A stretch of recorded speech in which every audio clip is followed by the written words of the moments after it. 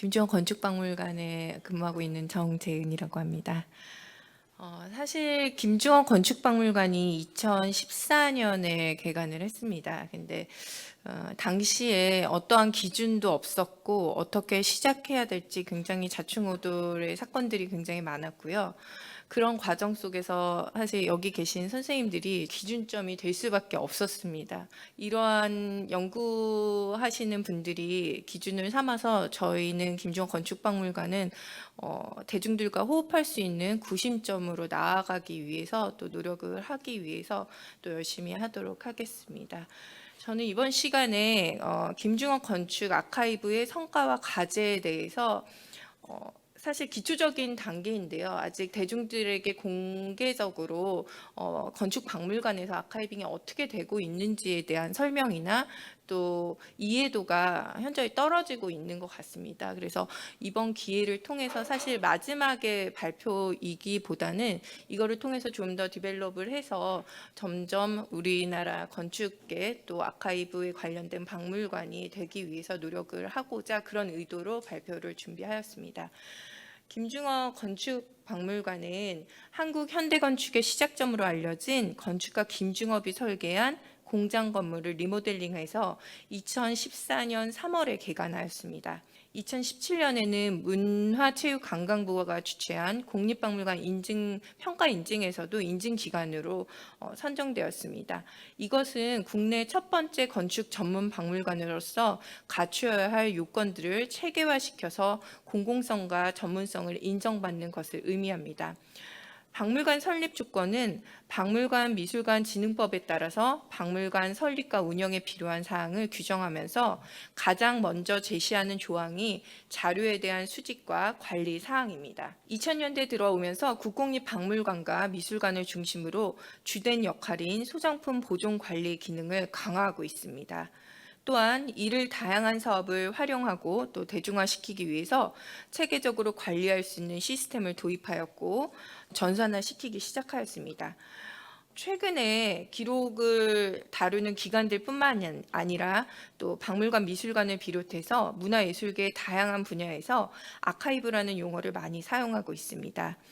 이는 정보의 생산과 소비에만 집중했던 사회의 관심이 기록물을 통해서 과거의 기억과 경험을 각종 자료를 통해 후대에 전하는 기본적인 역할 수행의 중요성이 강조되어 있다고 볼 수 있습니다. 영국의 아키비스트인 유안 호킨스와 또 캐나다의 아키비스트인 휴 테일러 역시 기록관리관이 문화자원으로서 기록을 부각하는 공공 프로그램을 개발하고 이것이 박물관, 미술관 또는 도서관 등에서 협력을 통해 집단 기억의 형성에 기여해야 한다고 강조하였습니다. 이미 국내외 다양한 예술 영역에서 아카이빙 프로세스를 적용하였고 또 박물관 미술관에서는 아카이브를 활용한 전시와 함께 다양한 사업들을 진행하여 새로운 영역으로 자리 잡고 있습니다. 본 발표에서는 김중호 건축박물관이 공립박물관으로서 역할과 기능의 핵심 요소인 김중호 건축 아카이브 구축을 통해서 공익적인 가치를 어떻게 실현해 나아갈 것인지 논의해 보고자 합니다. 건축 작품은 유물이나 미술 작품과는 달리 예술성보다는 기능성이 강조되었고 장소가 주는 의미와 더불어 시대 변화에 따른 공간의 한계성 때문에 건축물이 사라지고 나면 그에 대한 가치 판단이 어려울 수 있습니다. 따라서 건축 아카이브는 건축에 대한 역사를 기록하여 이를 연구하고 현재 건축 활동에 필요한 정보를 제공해주는 필수적인 수단입니다. 이러한 목적을 가지고 있는 건축박물관은 건축 과정에서 발생하는 모든 산물들을 통해 건축 작품의 가치와 역사적인 사실을 밝혀내고 다양한 이야기들을 구성하여서 대중들에게 전달함으로써 포괄적인 내용을 담고 있습니다. 김중호 건축박물관에서는 크게 두 가지 형태로 아카이브를 정리하고 있습니다. 먼저 건축가 김중업의 자료를 기본으로 한국 근현대 건축사와 관련된 자료를 수집하는 것이고요. 또 다른 하나는 박물관 사업을 통해 다양한 자료를 생산하여 구축하는 것입니다. 김중업 건축박물관이 소장하고 있는 자료는 대부분 2008년에 김중업의 장남이신 김희조 선생님께서 안양시에 기증한 것입니다. 이후에 전시, 학술 연구, 유물 구입, 기증, 모형, 영인본 제작 등을 통해서 다양한 사업을 소장유물로 확충하였습니다. 뿐만 아니라 박물관 전시 완료 후에는 개인이나 기관에게 기증받은 자료로도 소장하고 있으며 향후에도 자료 수집들을 지속적으로 추진할 예정입니다. 소장 자료는 김중호 건축 작품을 기반으로 한 모형, 사진, 필름, 도면, 공책 수첩 등 기타 소지품과 근현대 건축 관련된 지도, 서적 등 현재 8,900여 점을 구성하고 있습니다. 김중업은 자신을 건축가이기보다 시인이나 화가, 작가 등 다양한 예술가의 형태로 표현하고자 하였습니다. 따라서 건축 작품을 완성하는 과정에서도 도면과 함께 글이나 그림, 사진, 또 영상이나 서적 등에서 예술가의 작품처럼 건축 작품을 하는 과정에 많은 아카이브 자료를 남겼습니다. 건축 수첩은 그의 생각과 건축적 모티브를 발견할 수 있는 중요한 자료입니다. 이는 그의 스승 르꼬르비지에 닮아 있는 건축 과정의 요소라고 생각합니다. 김중업은 르꼬르비지로부터 건축뿐만이 아니라 삶을 대하는 자세까지도 많은 영향을 받은 걸로 많이 알려져 왔습니다. 현재까지 김중업 건축박물관에 소장되어 있는 김중업 건축 자료를 살펴보면 르꼬르비제의 건축 양식뿐만 아니라 역사나 또 수첩에 그리는 건축 메모, 스케치하는 습관 등 당시 아틀리에에서 운영했던 건축 작품을 완성하는 과정 중 많은 부분이 닮아 있음을 확인할 수 있습니다. 김중호 건축 자료는 아카이브 구축을 위하여 자료의 정보를 조사하고 재질별로 분류한 다음 사진 촬영과 함께 기본 사항들을 기술하여서 데이터베이스를 마련합니다.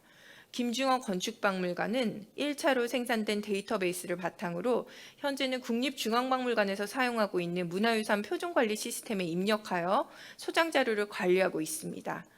이 시스템은 소장 자료의 시대, 종목, 명칭, 수량, 소장처, 설명, 사진 등을 확인할 수 있으며 세부 항목을 통해 소장 유물의 체계적인 관리가 가능합니다. 김중호 건축박물관에서는 이 시스템을 활용한 대국민 서비스를 제공하기 위하여 국가문화유산 DBR 사업을 추진하고 있으며 2022년 현재 1000여 점을 정리하여 우선적으로 공개할 계획입니다. 김주검은 1955년 르꼬르비제의 아틀리에에서 퇴소한 이후에 1956년 한국으로 귀국하게 됩니다. 귀국 후 서울시 종로구 관운동에 김중호 건축연구소를 개소한 뒤 1957년 건축가가 최초로 개인 전시회를 개최하였는데요. 이후 세 차례에 걸쳐 자신의 건축 전시회를 개최하는데 그때마다 그는 변화된 자신의 작품 경향을 선보이고 대중들에게 알리기 위해서 기회를 만들었습니다. 그는 르꼬르비제의 영향으로 건축 과정에 대한 기록의 중요성을 잘 알고 있었고 따라서 이 전시회는 김중호 건축 아카이브를 구성하는 요소의 시작점으로 볼 수 있다고 생각합니다. 그는 건축 전시를 통해서 대중들에게 자신이 설계한 작품의 건축 과정에서 발생된 다양한 아카이브 자료를 통해 이야기를 전달하였고 또 건축 작품에 담긴 의미와 자신의 생각을 효과적으로 전달하였습니다.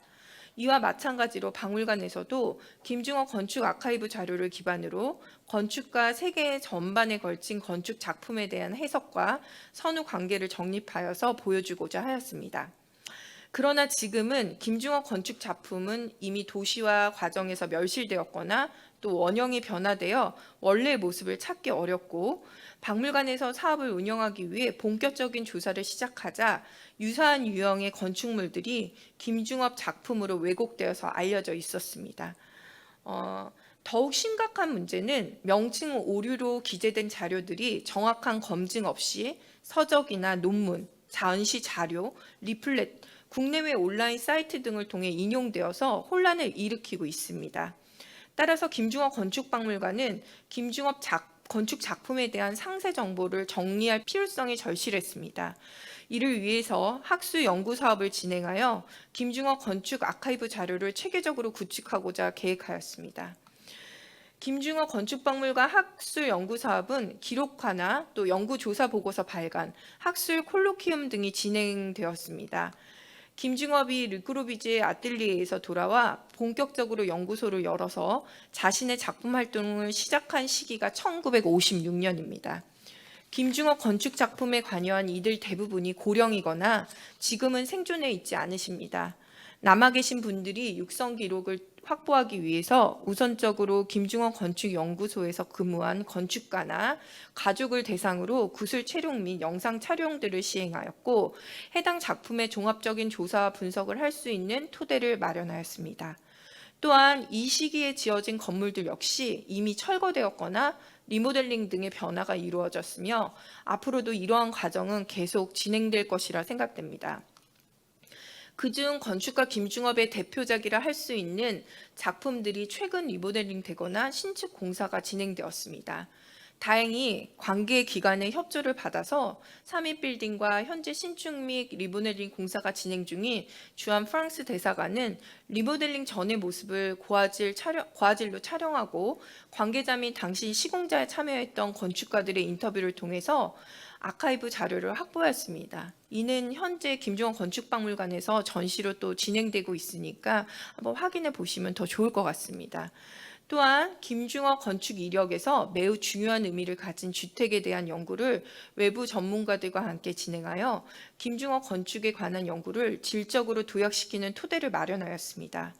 무엇보다 그 과정에서 새롭게 발견된 도면, 개인 공간의 특성상 잘 알려지지 않은 내부 사진, 건축 부재 등 같은 중요한 자료들도 수집하여 서적으로 출간하고 전시 아카이브 자료로 활용하고 있습니다. 또한 올해는 또 흩어져 있던 김중업 건축 자료를 수집 조사 문서화하여서 학술 조사 보고서를 발간함으로써 김중업 건축 활동에 대한 연구 자료의 체계적인 관리 및 아카이브 확대 기반을 마련하였습니다. 이 과정에서 관련 연구자들을 초청해서 학술 콜로키움 및 학술 자문회의를 개최하였고, 이를 통해 김중업 건축 담론 활성화 및 박물관 연구 협력 기반을 강화하였습니다. 무엇보다도 이러한 성과들을 대중과 함께 공유하기 위해서 학술 콜로키움 발표 영상을 교육 영상 콘텐츠로 재생산하여 온라인 플랫폼에 무료 배포하고 학술 연구 보고서를 국립중앙도서관 서지정보 유통 시스템에 등록하여서 정보를 공유하고 있습니다. 김중업 건축 아카이브 자료는 김중업이 작고한 이후 장기간 유족에 의해 개인이 소장하고 있었기에 수장 공간이나 관리에 있어 많은 한계가 있었을 것입니다. 그럼에도 불구하고 많은 양의 자료를 보관한 것만으로도 저는 대단한 일이라 생각합니다. 이것을 바탕이 되어서 불모지나 다름없었던 한국 현대 건축사에 있어 체계적으로 건축 아카이브 자료를 구축하는 기반을 마련할 수 있었습니다.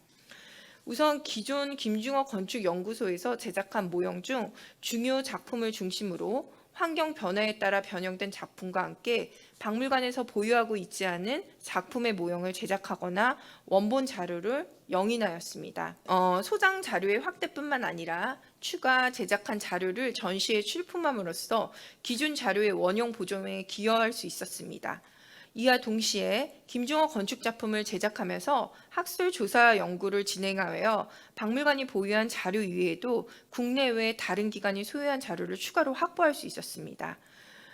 뉴욕 세계 박람회 한국관은 이거에 대한 결실이었습니다. 1964년 설계 당시 한국 전쟁을 극복하고 경제 개발을 시작한 한국의 정체성을 국제사회에 건축적으로 보여주는 의미 있는 작업이었지만 파빌리온이라는 특성상 박람회가 끝나고 바로 해체되었기 때문에 가시적으로 확인할 수 있는 부분의 한계를 가지고 있었습니다. 따라서 다양한 분야의 전문가 의견을 수렴하였고 자료를 조사하여 그 중요 자료 원본을 발견할 수 있었습니다. 김중업 건축박물관 아카이브 자료 수집은 기증 자료가 기본이 되었기 때문에 기증을 원칙으로 하였고, 이에 따라 여러 경로를 통해 개인이 소장하고 있는 김중업과 관련된 자료를 박물관에 기증하고 있습니다. 김중업 건축박물관이 소장 자료 중 수리 복원이 시급한 자료를 재지별로 나누어서 해당 전문기관에 의뢰하여 보존 처리하였고, 디지털 복원 작업을 통해서 자료를 재생산하여 자료의 가치 증대와 원형 보존, 소장 자료의 수명 연장을 대한 고민도 함께 하고 있습니다. 박물관 건축 아카이브 모형은 여러 가지 다양한 형태를 가지고 있는데요. 그 중에서도 많은 부분을 차지하고 있는 것이 지류입니다. 그의 대표적인 것으로 김중호 건축 수첩과 공책입니다. 이 매체는 김중호 작품의 이해뿐만 아니라 그에 대한 생각까지도 알 수 있습니다. 건축가가 그 여행에서 보고 느낀 스케치와 글뿐만 아니라 일상의 일정과 만나는 사람들에 대한 언급까지 다양한 정보로 가득합니다. 그러나 종이의 상태는 그리 좋은 편이 아니라 여러 가지 디지털 복원 및 데이터 전시로 인해서 고품질의 아카이브 자료를 공유하려고 노력하고 있습니다.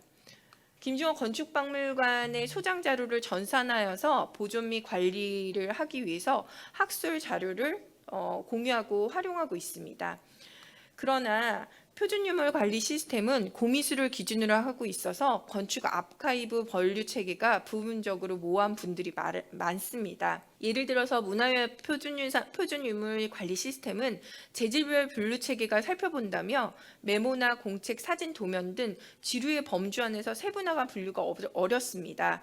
따라서 건축 아카이브 자료의 분류 기준은 향후 박물관 자체적으로 세밀하게 분류하여서 도면이나 문서, 모형, 사진, 필름, 슬라이드 등 아카이브 자료 정리를 체계적으로 진행할 예정입니다. 다만 건축 아카이브 자료를 사용하기 위해서는 사용자가 자료의 출처를 명확하게 표기할 수 있어야 됩니다. 필요시 원본의 열람은 제한적으로 허용할 수밖에 없습니다.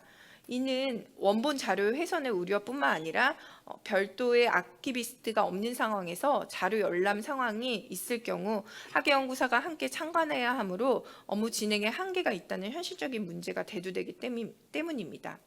건축가 한 사람의 작업을 아카이브를 통해 여러 가지 다양한 사업을 활용하는 것은 건축사적 가치뿐만 아니라 한국 근현대 건축에 대한 깊이 있는 연구를 할 수 있는 초석이 될 수 있습니다. 박물관이 소장하고 있는 김중호 아카이브 자료들은 그에 대한 건축 과정을 살펴볼 수 있는 매우 중요한 결과물입니다.